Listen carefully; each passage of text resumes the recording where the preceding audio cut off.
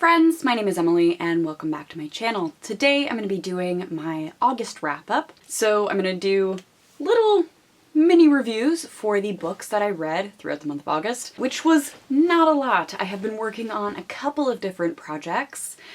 One is trying to launch the Red Rum Book Club, so there was a lot of behind the scenes admin stuff, making sure that that Red Rum promo video, which I will link up above, was also attached to my highest rated videos for the month in terms of views. The other thing I'm working on is a secret project for the month of October, which is requiring a lot of research and writing on my part. With that out of the way, let's get into the books. So the first book that I finished in August is Winterwood by Shea Earnshaw. I was sent this book in exchange for an honest review by Simon Schuster Canada. This is the story of rumored witch Nora Walker, who is part of a long line of walkers who have been living in this isolated sort of summer community. Very few people stay up around the lake throughout the winter, but there's a freak snowstorm and folks are trapped. There's this camp for delinquent boys up by the lake. They are trapped by this freak snowstorm. Nora is trapped up there, not that it's a big deal for her because her family winters there all the time. However, her mother is conveniently trapped out of town. Nora has the ability to walk in the winter woods, which are these magical living woods. A boy has gone missing and is potentially dead because he's been out in the woods in the winter. Nora's sort of unraveling the mystery surrounding this missing delinquent boy. I loved the vibes of this book. I got strong vibes of Uprooted by Naomi Novik. The forest is living and menacing. It doesn't like people in it. It's magical. It's dark. So really dark fairy tale vibes with the woods. I loved the idea that Nora is part of a long generation of women who have these magical powers, and that there's this book that tells of each woman in their history, her story, her powers, her life. I like that very matrilineal focus. However, the plot is a mess and the characters are a mess. Nora alternates between, oh my goodness, stranger, I love you, I trust you deep in my heart, I don't know why, but I trust you. Please come into my home, delinquent stranger, and girl who I've never met, and oh my gosh, these people are terrible. I need them out of my life. I hate everything. I hate everyone. I was wrong to trust them. Forever alone. If we could get rid of the plot of this book, just Nora, just the woods, 5 out of 5.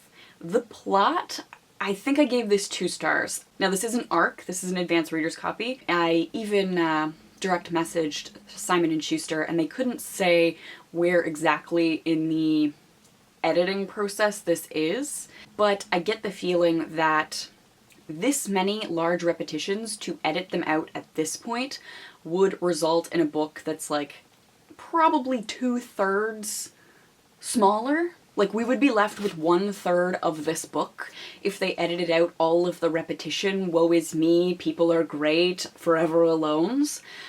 So I suspect that the book is fairly close to its final form, and it got 2 out of 5 stars for me. I really appreciate being sent this book. This sounds like it should be something for me.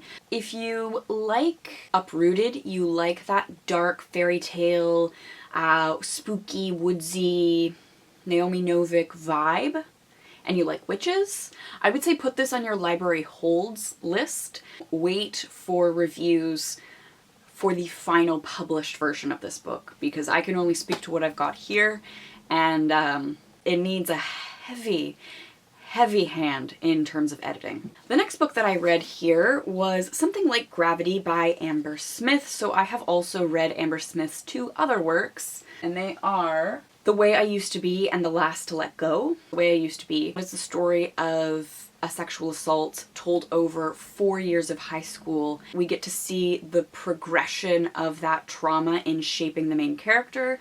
The next story followed a similar format. It was, I think, 4 months of the summer as a girl's family falls apart, if I'm not mistaken. Her mother murders her abusive father. And so it's like 4 months of like being unsettled, mom on trial, dealing with dead parent. And so those played around with form. This is a much more straightforward novel. It is multiple perspectives between Chris and Maya. Chris has moved out to the middle of frickin' nowhere with his aunt because he was beaten up, like severely beaten by some boys in his school, in his neighborhood. This is because they knew him pre-transition and they target him because of this. And so he needs a fresh start, a fresh place to like heal, and he can't deal with his parents who seem to not be dealing with his transition well. Maya's sister has passed away and her family is dealing with that grief. Her parents are divorced but living in the same home, and it's just tense and yucky. And so both of them have baggage and they meet up. I mean, it's a fairly standard story with some pretty deliberate miscommunications based on silly withholding of information. I mean, I read it because I was excited because I like Amber Smith's work, but to be honest, this will probably fade from my memory in time. It was almost a little annoyingly juvenile, and I know that I am not the target market for this. Again, an okay book. Not a life-changing book. Then I DNF'd, Again But Better by Christine Riccio. This is a self-insert fan fiction that is in need of editing. I think a lot of these YouTuber books do not get the same treatment with editing for the same reason that things like After by Anna Todd don't get editing. Like, they know there's a market for it already. Publishers know there's a market for it already. People are going to buy it anyway. And so they don't have to be as diligent, I think, sadly. And unfortunately, I am too busy and my life is too short to push through a book of this quality. No shade to Christine. It's cool to see young people, young creators being published. It's just not something that I want to spend my time on. For different reasons, I am DNFing Der Marchenerzahler by Antonia Michalis. So this is the German novel that derailed my German reading, because this is a genre that I don't read in English. And that was a deliberate choice on my part because I want to build a useful vocabulary, and reading a contemporary gives you that useful vocab because our main character here is like going to school, riding her bike around town, interacting with her peers. These are all useful vocab in a way that I fear reading something like Harry Potter or fantasy might create a semi-useless vocabulary. Like, cool, I'll be able to say castle and knight and ghost and dragon in German, but if I actually go to Germany, those will more than likely be useless for interacting with other humans. There was just no enjoyment in the genre of what I was reading, and so I couldn't bring myself to pick it up. So I'm DNFing it for now. I might turn back to it at some point because, I mean, I only have so many German books accessible to me at this time, but I am gonna pick up Harry Potter this month because fantasy! I love fantasy and children's lit. Then I read Mr. Sandman by Barbara Gowdy. So this is a piece of Canadian literature by one of my favorite Canadian authors. She is a beautiful writer, and this book is so clever. So Bailey and I will be talking about this book in the podcast episode later this week. So it's about the Canary family. The father, Gordon, is secretly gay. So the mother, Doris, is a compulsive liar and also secretly gay.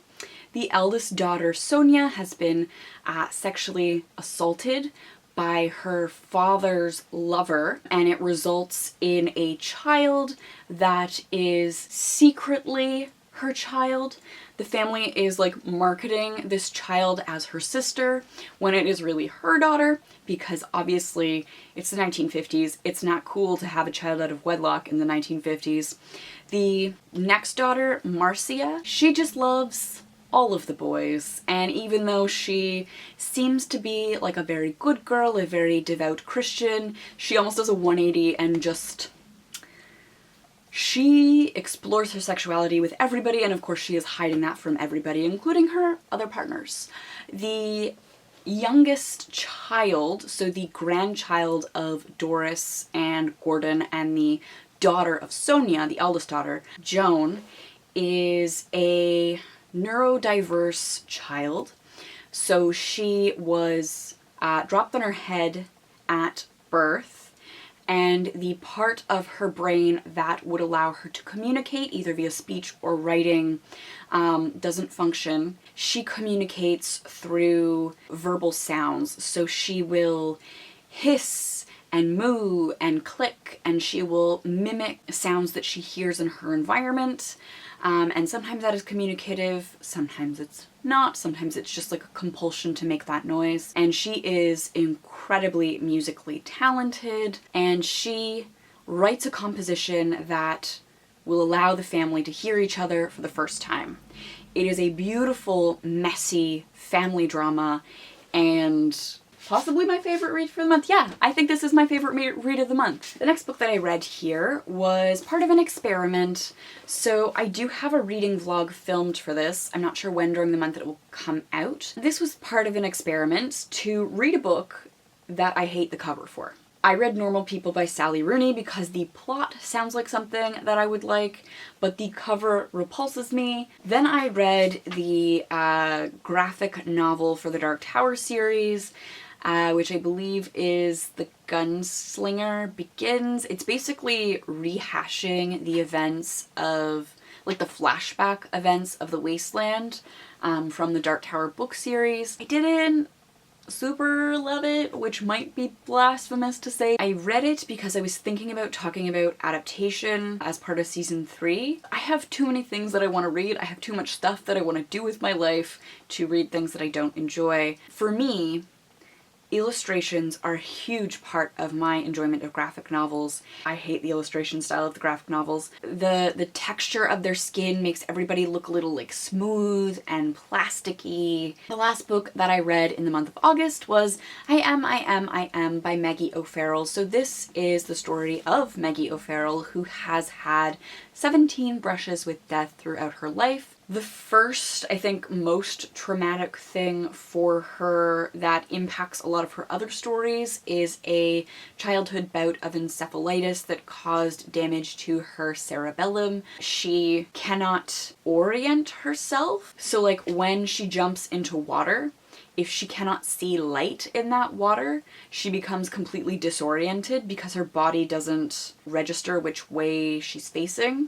She talks about the experience of rolling over in bed and this like horrible feeling of like physically being in one place but your body's still thinking that you're like lying on your back. Also, the encephalitis resulted in the most frustrating part of this book. One of the things that she was told by her physicians is that if she ever wanted to have children, she would have to have a C-section because she's sort of neurologically damaged and she wouldn't be able to give birth. Like the nerves wouldn't react correctly. I'm not a doctor. I don't understand how this works, but apparently there would be like a miscommunication between her brain and her body. So when she got pregnant, she went to a doctor and she was like, hey, I need to schedule a C-section because I had encephalitis as a child and like I have this nerve damage and like I can't give birth to a child. I was told in my medical evaluation that I would need a C-section. And the doctor was like, get up.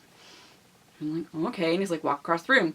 And so he watches her walk across the room, and based on how she walks, he's like, you couldn't have had encephalitis as a child. You just want one of these newfangled C-sections because it's trendy, because celebrities are doing it. No C-section for you. When she finally goes into labor, she spends 3 days in labor. They refuse to give her a C-section. She ends up contracting and mashing her son against her cervix, I guess, which isn't dilating, and she's just asking for a C-section, asking for a C-section. And so basically she's kind of at the point where like She's exhausted, her kid's at risk, and he's like, well, fine, we'll give you a C-section. They cut her open, and because her son had been like mashed into the cervix, they are like struggling to get him out. She's bleeding out, her intestines fall out, and like these emergency C-section folks are like panicking. She's watching medical professionals panic, and there's like blood on the floor and people are streaked with blood, and like the attending nurse, the doctor's like, okay, I need you to do this, and she's like, I can't, I don't know what to do. All of this could have been avoided if the fucking doctor had just listened to her about her own medical experience, her own body, her own needs. Like in those 3 days that she was in labor, that she was asking for a C-section, she wouldn't have almost died. She wouldn't have almost lost her child. It was absolutely frustrating to read because, like, any woman that you talk to knows somebody who has been invalidated by a medical person. I don't think men experience this to the same degree because they don't have mysterious inside reproductive organs. So if you want to read about how a woman almost died for no reason and also be furious about women's reproductive health and our rights, I would highly recommend this. So that brings me to the end of my August wrap-up. I do want to mention the Red Rum Book Club, which is a Stephen King book club for my patrons. It is available to patrons at all tiers, so for $1, $3, or $5 a month, you can join the club. You will be part of the discussions and the live shows at the end of each month discussing the books. So this club is perfect for longtime constant readers who are looking to reread and maybe discuss some of their old favorites in a new way with a new group of people, or for folks intimidated by Stephen King's large bibliography, not knowing where to start. This is a perfect opportunity for you as well. The book club will start when I reach the goal of 50 patrons. We are 9 folks short of this goal. I have 41 patrons as of right now. That is assuming that nobody has deleted any pledges because this is the first of the month, so sometimes that happens. Let me just show you the books that are on the list. Oof! They are not in publication order right now, but we will be reading them in publication order. Oh, the other thing that this might be good for is if you are a writer and you want to do a bit of a study of a very popular, very successful author's work, reading them chronologically, seeing how his style changes and develops, this might be great to look at to improve your own writing. The books that we are going to look at are Carrie, Salem's Lot, Night Shift, The Shining, The Stand, and the out-of-print novella Rage, which I do have a PDF copy to share with folks who do not have access to a copy. Thank you, patrons, for making videos like this possible. I really appreciate your support and the work that you are enabling me to do.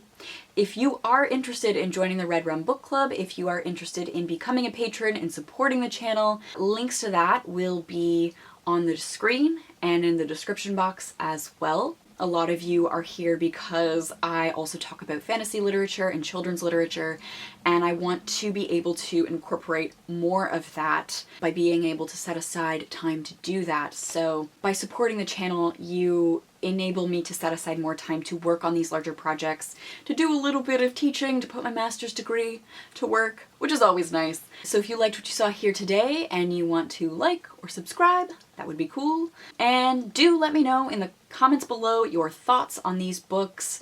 I would love to hear if you have read them. Thank you all so much for watching, and I will see you soon. Bye!